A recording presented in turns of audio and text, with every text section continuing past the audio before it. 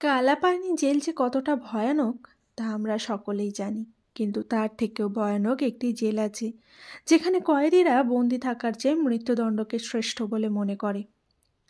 রাশিয়ার black dolphin jail, যেটি কাজাকিস্তানের বর্ডারের কাছে অবস্থিত। নমস্কার, আমি বিথিকা। আপনারা আছেন গল্পে বিথিকা ইউটিউব চ্যানেলের সাথে। আশা করছি আপনারা আমার ভিডিওতে একটা করে লাইক করে দিয়েছেন। আজকে আমি আমার ভিডিওতে এই ব্ল্যাক ডলফিন জেল সম্পর্কে বিশেষ কিছু তথ্য আপনাদের সামনে তুলে ধরার চেষ্টা করব। এই জেলটি রাশিয়ার সমস্ত পুরানো জেলগুলির মধ্যে থেকে একটি, এবং রাশিয়ার সমস্ত কুখ্যাত আসামিদের এই জেলে বন্দি করে রাখা হয়। এই জেল রাশিয়ার মানুষজনদের কাছে ব্ল্যাক ডলফিন নামে পরিচিত হলেও এর অফিসিয়াল নাম হলো পেনাল কলোনি নাম্বার 6। এই জেলের সামনে একটি ব্ল্যাক ডলফিনের মূর্তি বানানো রয়েছে, আর ওইখান থেকেই ব্ল্যাক ডলফিন নামটি এসেছে। এই জেলের কয়েদিদের যখন নিয়ে আসা হয় তখন তাদের চোখে বাঁধা থাকে কালো কাপড়, যাতে করে বাইরের পরিবেশ তারা না দেখতে পায়, এবং পালিয়ে যাওয়ার মতো সমস্ত রাস্তা বন্ধ থাকে, মানে তারা যাতে আর না খুঁজে পায়। অন্যান্য জেলের কয়েদিরা জেলে বসে সাজা কাটছে এবং অপেক্ষায় আছে যে তারা একদিন না একদিন ঠিক ওইখান থেকে মুক্তি পাবে, কিন্তু এই জেলের কয়েদিরা কোনো দিনই ওইখান থেকে মুক্তি পাবে না। একমাত্র মৃত্যুই হলো ওইখান থেকে মুক্তির পথ। এই জেলটিকে এমন একটি জায়গায় বানানো হয়েছে যেখানে জনমানবহীন। তাপমাত্রা থাকে সবসময় -40°। মানে ধরুন কেউ যদি পালিয়েও যাওয়ার চেষ্টা করে তাহলে সে চারিদিকের ওই বরফ এবং ঠান্ডার কারণেই মারা যাবে। ওই জেলের সেলের মধ্যে থাকা কয়েদিদের পালিয়ে যাওয়ার রাস্তা প্রায় অসম্ভব, কারণ প্রতিটি সেলেই 3টি লেয়ারের গেট লক করা থাকে, এবং প্রত্যেক 15 মিনিট অন্তর গার্ডেরা এসে ওই সেলগুলি চেক করে যায়। প্রত্যেক কয়েদিদের রাখা হয় আলাদা আলাদা সেলের মধ্যে। একবার মুরাদ কোস্তব নামে এক রিপোর্টার ওই জেলের একটি কয়েদির কাছ থেকে ইন্টারভিউ নিয়েছিল, এবং ওই কয়েদি জানিয়েছিল যে এই জেলের যে কোনো আসামিকে পশু বানিয়ে দেবে, বরং মানুষ হয়ে থাকাটাই কঠিন। পৃথিবীতে যে সমস্ত জেল আছে তার সবগুলোই কঠোর নিয়ম রয়েছে, এই জেলেরও কিছু নিয়ম রয়েছে, তবে অন্যান্য জেলের থেকে একটু আলাদা।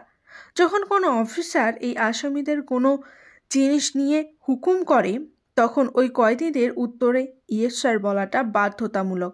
যেখানে পৃথিবীর অন্যান্য জেলের কয়েদিরা নর্মালভাবে হেঁটে চলে বেড়ায়, সেখানে এই জেলের কয়েদিরা স্ট্রেস পজিশনে হেঁটে চলে বেড়ায়, মানে দুটো হাত থাকবে ওপরের দিকে আর আসামিরা হাঁটবে একটু ঝুঁকে। কয়েদিদের ওই সেলগুলিকে বলা হয় পিজন সেল। যখন কয়েদিদের কোনের জন্য ওই পিজন সেল থেকে বার করা হয় তখন কয়েদিদের চোখে বাঁধা থাকে কালো কাপড়, যাতে করে ওই কয়েদিদের জেলের নকশা সম্পর্কে কোনো ধারণাই না থাকে এবং পালিয়ে যেতে না পারে। একবার ন্যাশনাল জিওগ্রাফির একটি টিম ওই জেলের এক গার্ডের কাছ থেকে একটি ইন্টারভিউ থেকে জানতে পেরেছিল যে ওই আসামিদের প্রতি তাদের কোনো করুণা হয় না, বরং তারা ওই আসামিদেরকে মানুষ বলে মনেই করে না।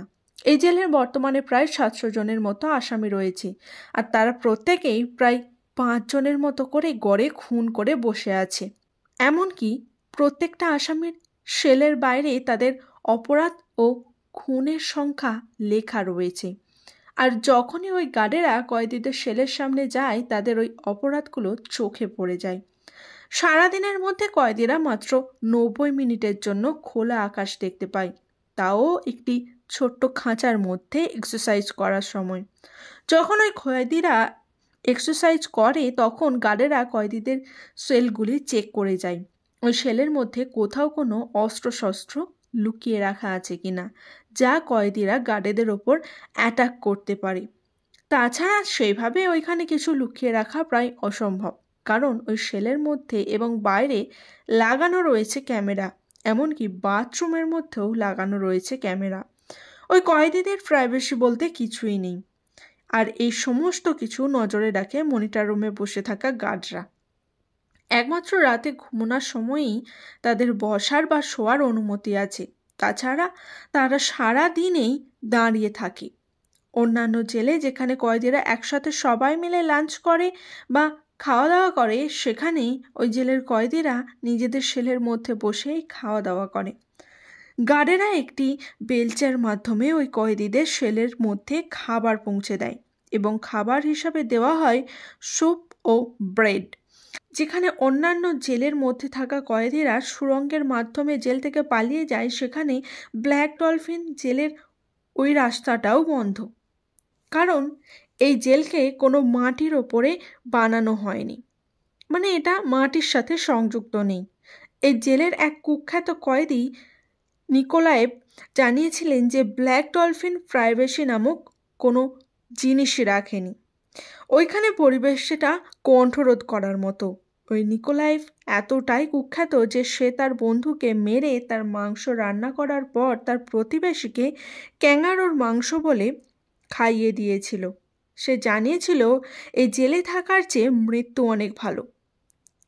ওই জেলের কয়েদিরা সামান্য ভুল করলেই তাদেরকে লাথি, ঘুষি, তাছাড়াও মেটালের একটি স্টিক দিয়ে মারা হয়।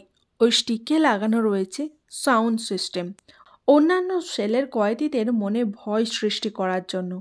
ওইখানে কয়েদিদের মৃত্যু হলে তাকে বলা হয় ন্যাচারাল ডেথ। আসলে তারা গার্ডেদের অত্যাচারেই মারা যায়।